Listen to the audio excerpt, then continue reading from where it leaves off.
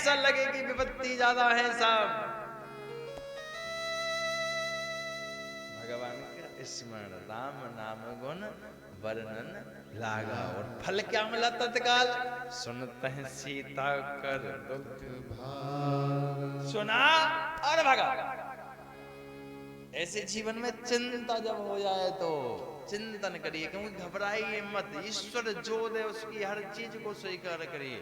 अगर ईश्वर के भक्त हो तो भक्त की पहचान यही है कि जो भी वो भगवान दे दे उसको स्वीकार करें। भक्त की सबसे बड़ी पहचान क्या है? जो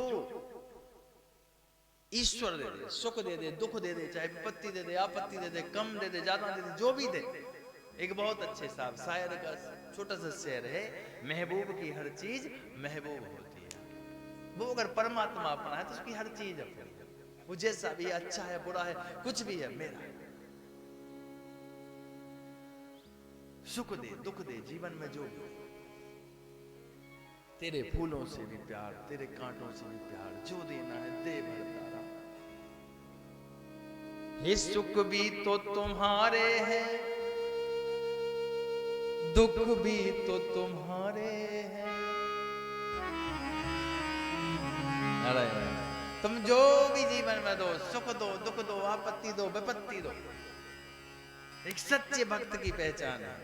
सुख भी तो तुम्हारे हैं, दुख भी तो तुम्हारे हैं। मैं किसको छोड़ूं दाता, दोनों ही तुम्हारे। मैं किसको छोड़ूं दाता, दोनों ही तुम्हारे हैं। मैं किसको छोड़ूं दाता, दोनों ही तुम्हारे। मैं किसको छोड़ूं दाता, दोनों ही तुम्हारे। सुख भी तो तुम्हारे, दुख भी तो तुम्हारे। सुख भी तो तुम्हारे हैं, दुख भी तो तुम्हारे हैं। सुख भी तो तुम्हारे हैं, दुख भी तो तुम्हारे हैं। सुख भी तो तुम्हारे हैं, दुख भी तो तुम्हारे हैं। मैं किसको छोड़ूंगा,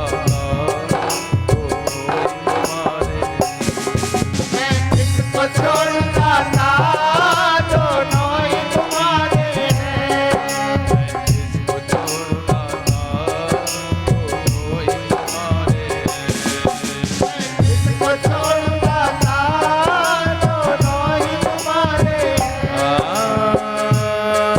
जीवन की नदिया के बस दो ही किनारे। जीवन की नदिया के बस दो ही किनारे हैं। जीवन की नदिया के बस दो ही किनारे हैं। जीवन की नदिया के बस दो ही किनारे हैं। जीवन एक नदी है, परमात्मा सागर है। उस जीवन को कहाँ मिलना है? उस परमात्मा में जाकर। इस जीवन रूपी नदी को कहाँ मिलना है? उस परमात्मा रूपी सागर में जाकर। उस नदी के, जो जीवन की नदी है, उसके दो किनारे। जो जीवन है उसके दो पहलू है, एक सुख है, एक दुख है। और जिसका एक किनारा कमजोर हो जाए, सुख तो ठीक है और दुख कमजोर हो जाए, तो जिस नदी का एक किनारा तोड़ दो ना, उसका जल वहीं फैल जाएगा, दिशा बदल जाएगा, लेकिन समुद्र तक नहीं मिलेगा। जिसके जीवन में एक चीज कमजोर है वो ब्रह्म तक नहीं जा सकता। उसके दोनों किनारे मजबूत हैं। जीवन की नदिया के बस दो किनारे हैं। जीवन की नदिया के बस दो ही किनारे हैं। मैं किसको छोड़ूं दाता, दोनों ही तुम्हारे। मैं किसको छोड़ूं दाता, दोनों ही तुम्हारे हैं। मैं किसको छोड़ूं दाता, दोनों ही तुम्हारे हैं। मैं किसको छोड़ूं दाता, दोनों ही तुम्हारे हैं।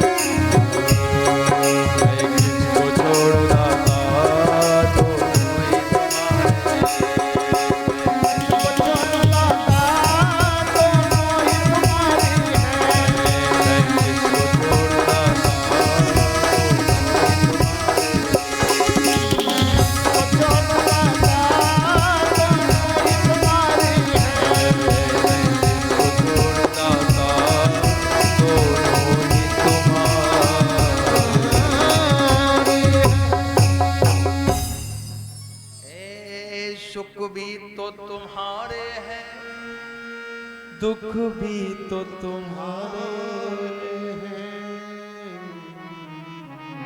मैं किसको छोड़ूंगा दोनों ही तुम्हारे।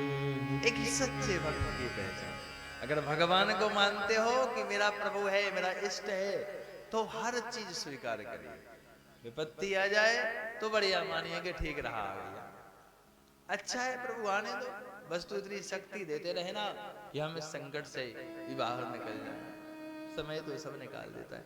भगवान भी प्रसन्न होता है कि मैं जो देता हूँ वही। अब भगवान से दोस्ती तो करो और केवल एक ही चीज की करो कि नहीं सुख ही सुख देना, दुख में तो मैं नहीं।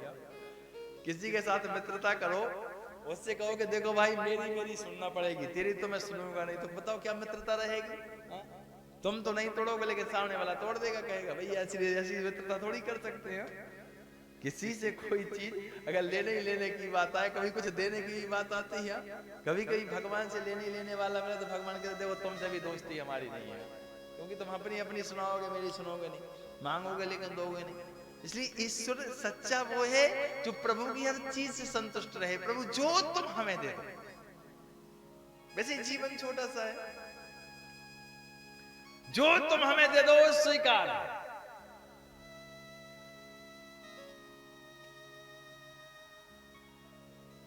क्योंकि भरोसा ये चीज का होना चाहिए कि तुम हमारे हो प्रभु और हमारे साथ कभी गलत नहीं होगा, तो दुख में भी सुख मिलेगा।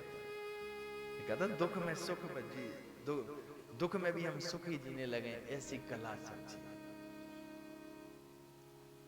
नारद जी से कहा कि नारद तुम तो भगवान का भजन करने वाले हो और ऐसा क्यों हो रहा है कि एक संत उदास है? अरे किसी ने कोई अपमान किया है?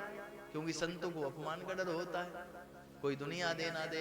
संत सदगुरु किस चीज को चाहते हैं? सम्मान। तो दुनिया की संपत्ति मत दे देना, बस सम्मान दे देना, फिर चाहे दुनिया की चीजें ले लेना। तो इन्हें डर रहता है केवल अपमान का। किसी ने अपमान तो नहीं किया, नारद जी ने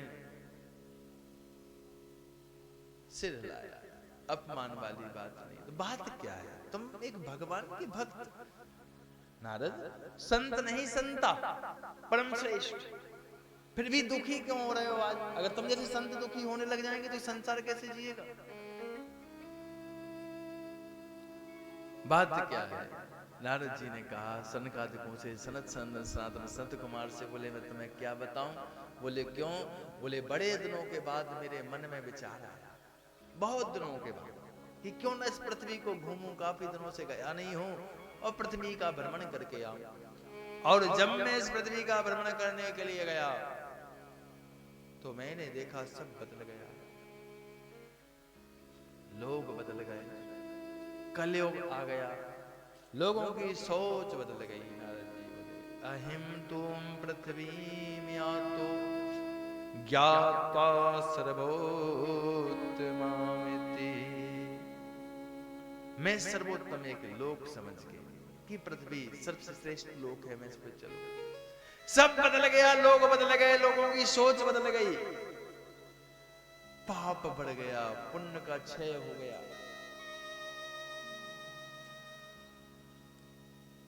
पहले एक महाभारत हुआ था जिसको तमाम हजारों श्लोकों में गाया गया, आज घर घर महाभारत हो रहे हैं। नारद ने कहा मैंने देखा भाई भाई का दुश्मन बन गया। दुश्मन को दूसरे को मिटाने की आवश्यकता नहीं है, अपना ही अपनों को मिटा रहा है। लोग बदल गए, धर्म भूल गए, पाप हो रहा है, लड़ रहे हैं, झगड़ रहे हैं, बुरे कर्म कर रहे हैं, विषय वासनाओं में लिप्त हो गए हैं, न कोई सम्मान, ऊपर से कुछ और दिख रहा है ये मानव, अंदर से कुछ और है। ऊपर से तो बड़ा अच्छा दिख रहा है, अंदर से पाप कर रहा है। नारद जी बोले मैंने देखा पूरी पृथ्वी पे घूमा, मेरा मन उदास हो गया। हे प्रभु ये क्या हो गया? ये संसार कैसे बदल गया? अरे तो राम कृष्ण की भूमि है साहब, इस भूमि को किसकी नजर लगी? तो ऐसी बदल गई।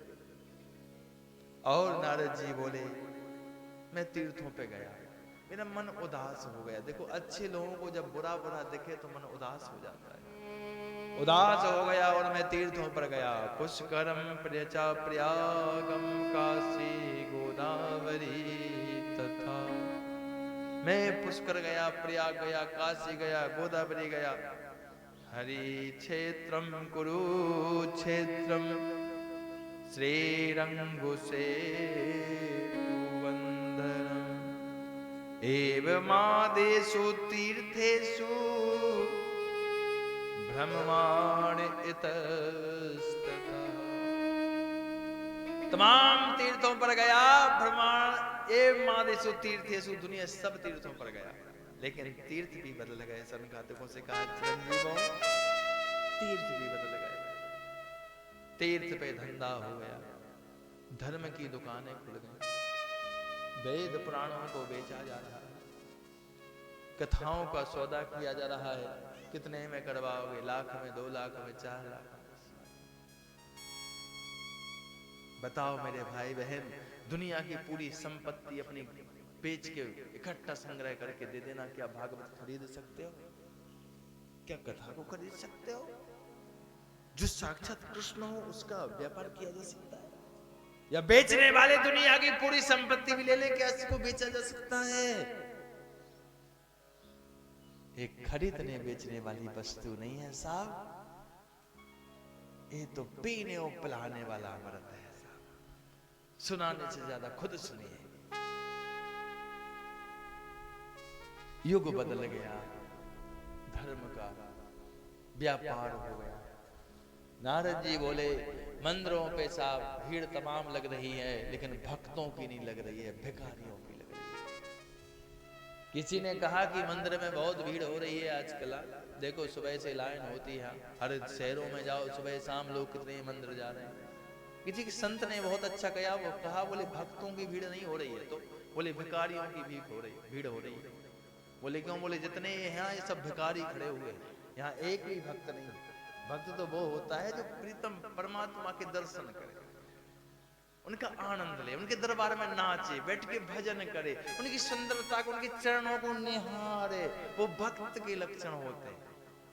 और ये जो भिखारी है ना, जितने लोग भी जाते हैं, इनके लक्षण क्या है? चबन्ने की अगरबत्ती में सुख संपत्ति घर आवे,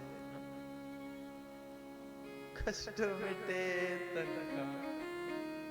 क्या कर रहे हैं? भिखारी भीख मांग रहे हैं। यहाँ जितने हैं मांगने वाले, एक से भी पूछो कि अभी माता मंदिर सुबह से कितने जा रहे हो, माता के हाथों में चूड़ी देखी कैसे रंग की है, तो आधे से ज्यादा नहीं बता पाएंगे। मतलब क्या? बस यही कहा, हे मैया ऐसा दे देना और वो दे देना और वो दे देना, हे भगवान ऐसा दे देना। भगवान कहते ये खींचेंगे गले पीछे।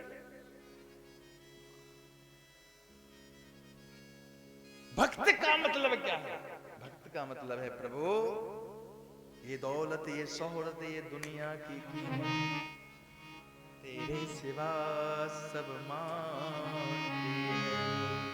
प्रभु तेरी कृपा नहीं है तो ये दुनिया किसी मतलब की नहीं है। एक सच्चा भक्त केवल भक्ति के लिए जाता है, वो तुम्हें 100 में 1 आदमी मिलेंगे, बाकी लिस्ट लेकर जाओ। तो धंधा क्या बना लिया कि भक्त नहीं साहब, भिखारी मत बनिए, भक्त बनिए। मैं कभी कभी कहता हूं दाता बनिए, भिक्षुक मत बनिए, याचक मत बनिए, दाता। दाता का मतलब बांटिए साहब, जो होए दान से, धर्म से, धन से, अन्न से, भंडारे से, वस्त्रों से, ज्ञान से। ये नहीं है कि केवल किसी को दान किसी धन का ही किया जाता है या दान किसी अन्न का ही किया जाता है। एक अच्छे विचारों को किसी को दे देना भी दान की परिभाषा में श्रेष्ठ दान आता है। एक अच्छे संस्कार किसी को दे देना भी, एक किसी को दुख में संतावना देना भी एक दान है। एक किसी परेशान व्यक्ति का मार्गदर्शन करना भी एक दुनिया में पुण्य कार्य है। ये नहीं है कि तुम उपकार